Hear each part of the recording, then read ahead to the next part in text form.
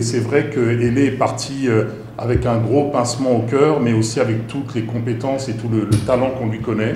Elle a porté réussite de manière formidable, mais c'est vrai que l'appel et ce poste qu'on lui proposait à CFAO a été une opportunité pour elle, en tout cas, d'être vraiment dans la partie active. Et puis, voilà. Comme on dit, c'est la proposition qu'on ne peut pas refuser. Qu'on ne peut pas refuser.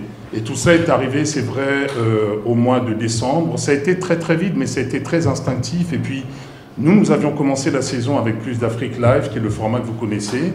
On a fait une émission sur le Gabon, et il s'est trouvé que Canal m'a proposé de rebondir donc sur la case de réussite. Il y a quelque chose d'assez exceptionnel, et ça, bon, beaucoup d'entre vous ne le savent peut-être pas, c'est que dans la première mouture de Plus d'Afrique que vous regardiez, on parlait déjà de cette Afrique qui gagne. Et c'est vrai que Réussite est un magazine qui met en avant ses réussites sur le plan économique. C'est une vision d'une Afrique ambitieuse, avec quelque chose qui est très pointu, parce que vous avez des analyses, vous avez des rubriques qui sont là, très pointues, comme chaque mois vous les découvrez.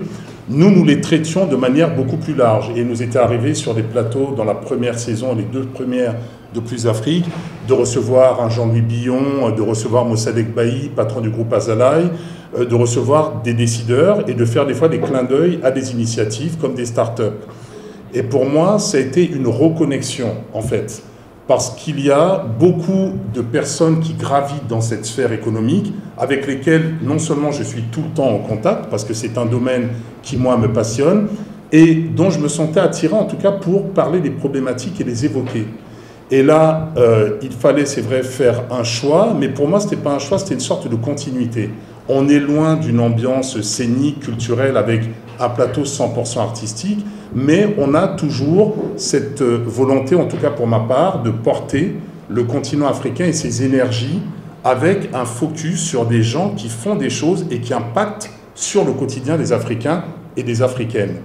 Comme mon nom l'indique, ça vous a pas échappé, je suis du Congo-Brazzaville, et enfant d'Afrique qui sillonne un peu la planète.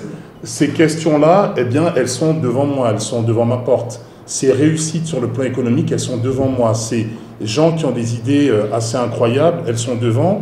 Et pour moi, les traiter, j'allais dire, ça a été quelque chose presque de naturel. Et c'est peut-être ce qui a surpris beaucoup, parce que les gens se sont dit, mais en fait, il va parler de musique, il était passé par le sport, il se retrouve à l'économie. C'est très pluriel, mais je dirais aussi que ça ne vient pas de nulle part.